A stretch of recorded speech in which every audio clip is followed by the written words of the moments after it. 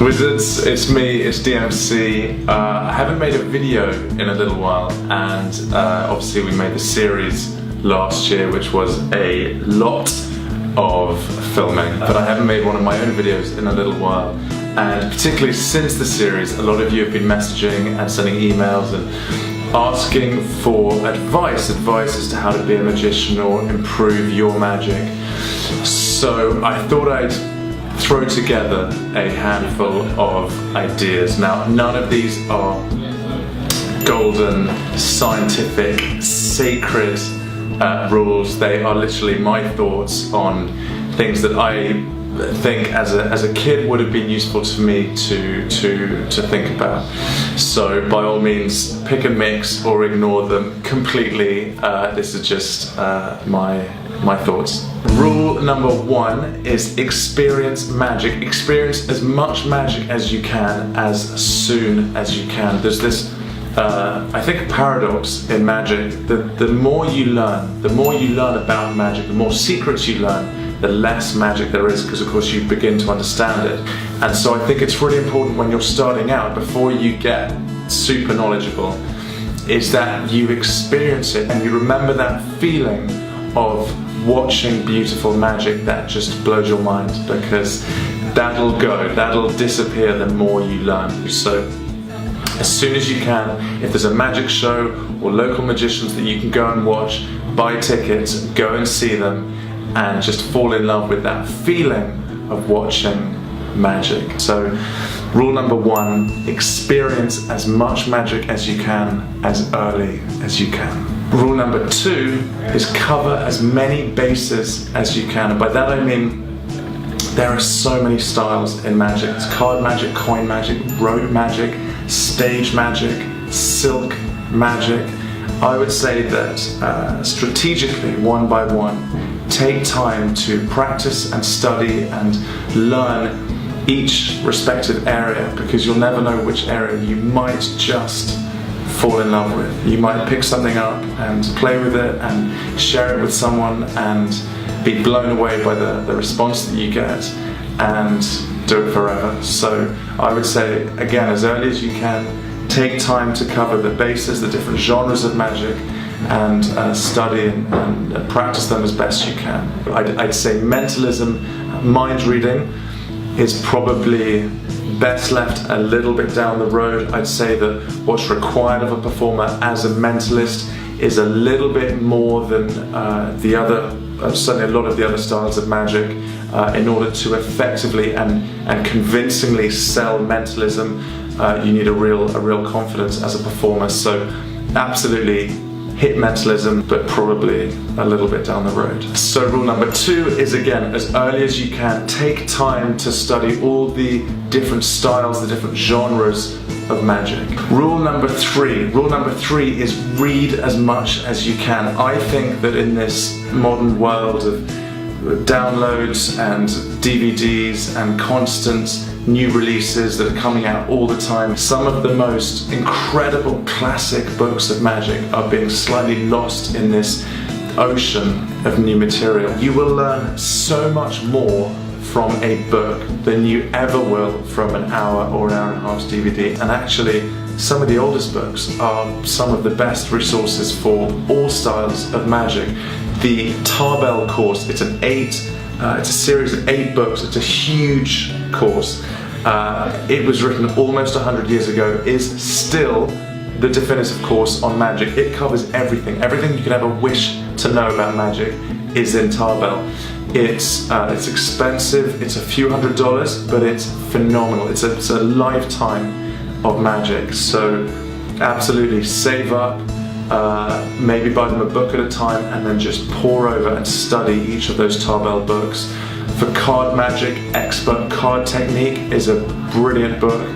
For coin magic, Bobo's Coin Magic is the resource. For mentalism, Corinda's 13 Steps to Mentalism is phenomenal.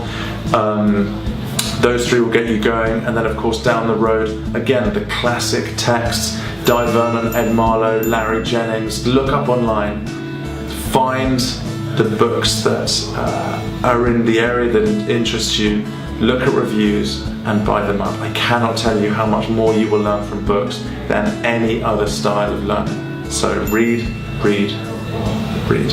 Rule number 4 is once you've learned a few tricks, obviously get out there and perform for people. I think there's obviously I remember a tendency to learn as many tricks as you can and to develop this huge list of magic tricks that you have, but really you need like a handful, 3 tricks, 3 good tricks. Initially your hands will sweat and shake and you'll be nervous and you'll catch your throat.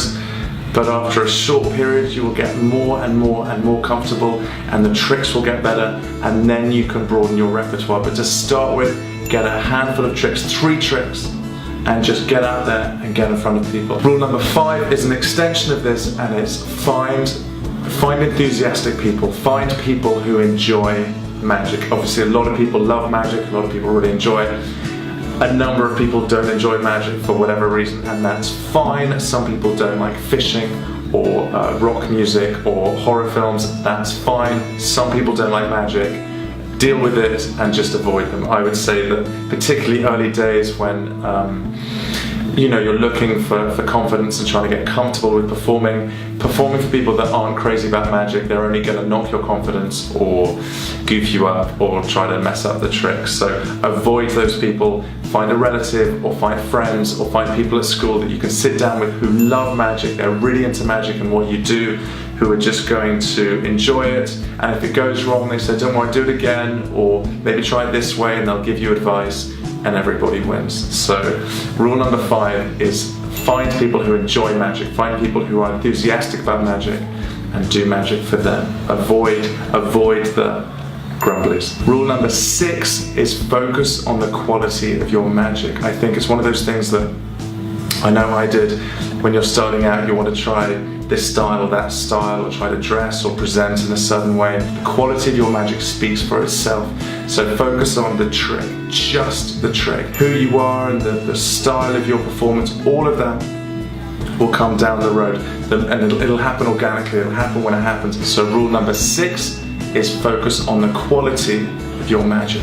Rule number 7 is once you're performing and you have your tricks and your momentum is going, ask advice from other magicians. A local magic club or magician friends of yours, sit down and try to break down your routines and really get them as streamlined, as efficient and as powerful as possible.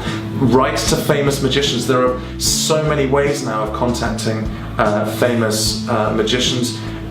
Send them a message, and so long as it's an intelligent, well-written message and it's not just how do you do this, you'd be surprised at how many magicians will take the time to sit down and write back to you. So if you have a routine or you have something that you want to really develop, and you have a magician that you adore and you respect and they do it very beautifully, sit down and write a well-worded message and say, I love your work, I appreciate this, and I'd love some tips on this or insight into this, and you'd be amazed at how many magicians will write back to you. So rule number 7 is seek advice and ask advice from other magicians. And rule number 8, the final rule, the most important rule, is if you really want to keep going as a magician, you have to do just that. Keep going. You will always come up against problems, you'll come up against issues and glitches and hitches and obstacles. You just have to keep going. Don't listen to people that doubt you. Don't worry if you mess things up. Don't worry if a trick goes wrong or you're on stage and it goes horrendously wrong and you die on stage. That's fine. People do, everybody does. And the truth is that every single amazing legend of magic started out as a hopeless, talentless dreamer. Everybody started at the same position. Everybody gets it wrong. Everybody has had countless problems with their magic. The trick is you just keep going. So every time you get knocked down, stand up, analyze what went wrong, look at what went wrong, and just do it again and again and again, and it'll get better and better and better. So rule number 8, just keep going. Never, ever, ever give up. And that's it, really. 8 ideas, 8 rules. Like I said, just my thoughts. None of these are set in stone, earth-shattering secrets, but I do think that individually they are an important part of you becoming a better magician. So if you have questions for me, drop me a message, send me an email, and I will do my very, very best to help you out in any way I can. And until then, thank you for your support, thank you for all your messages, all your comments, and best of luck with your magic, and I will see you very soon.